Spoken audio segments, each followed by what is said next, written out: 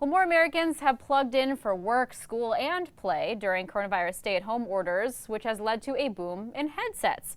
Turtle Beach reporting more than half of all console headsets sold in North America last month were from its own line of products. Joining us now is Juergen Stark, CEO of Turtle Beach. Juergen, great to have you with us here today. This is your highest ever unit share for the month of July. How did you get to that point for gaining that much market share? Yeah, hello, and thanks for having us on today. We have a great line of headsets, as we always do. I think July's performance set a record both for the market and for us, and very proud of having more than half of the headsets be Turtle Beach. And I think we accomplished that with a lineup of good products, a great brand, and really, really strong supply chain execution. I think the team did a phenomenal job getting headsets quickly ramped during Q2, which also saw record demand for gaming, and getting them to the retailers, late Q2 and into July, and that really helped us. And is this growth that you might expect seasonally? Were you prepared? I mean, it's clear you were prepared for it, but was it expected? And how much of it was due to stay-at-home orders and people turning more to gaming and to other digital activities that require headsets? It was not expected.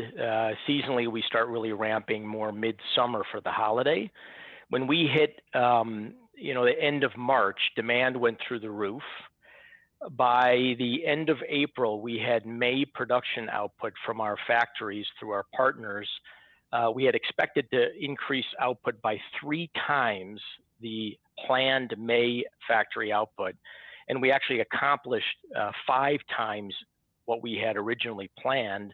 And so that's just a reflection of the market was nearly doubled. We grew revenues 93% in Q2, and that led to a lot of shortages for everybody at the back end of Q2, which we then recovered, I think, extremely well heading into July here. Yeah, and do you expect this kind of momentum, this kind of demand to continue? Are you level setting on your new goals for the rest of the year, or do you think this is a little bit of an anomaly due to more people turning to this kind of technology during the pandemic? It's very interesting. We analyzed the incremental headset sales in the U.S. for Q2, and with simple round numbers, our research indicates that about a third of the increase, so of the incremental demand for headsets over a normal Q2, was existing gamers gaming more. Another third was new gamers coming into the market and gaming with headsets. And about a third, much to our surprise, was actually people using our gaming headsets for working and schooling and socializing at home, and they work great for that. So each of those 3 trends, we believe part of them will continue forward enough that we took our annual guidance up from a midpoint of about $229 million to $300 million, which would be a record revenue level for us for the year. And Juergen, since you pointed out that people are turning to your products that are just doing video conferencing for work or socializing, does this impact your product pipeline where you might design specific hardware for those use cases and have a line that is not focused so much on gaming, perhaps? Well, the interesting thing is that our gaming headsets have always focused on superb audio quality and excellent two-way communications. You got to be able to talk to your friends when you're gaming, and those 2 characteristics make the current set of products perfectly suited for socializing, working, and taking video calls at home. So the only thing we've really done is to set up a landing page on the website that outlines some of the bundles using existing gaming headsets that work well for those types of applications.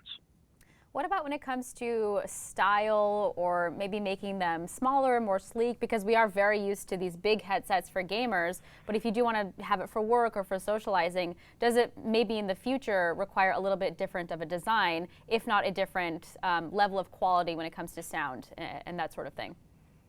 Well, the quality level would be, I think we surpass many of the headsets that get used for other video conferencing applications. So the quality level stays the same, but I completely get your point on being a little bit more discreet.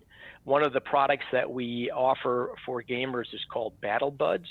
They're earbuds with an actual boom mic, so they can do a really good job picking up your voice, superb audio quality, and that's one of the bundles that we are selling with a USB adapter for use for schooling and working from home. All right, Juergen, thank you so much for your time today. That's Juergen Stark, CEO of Turtle Beach. Thanks again for your time.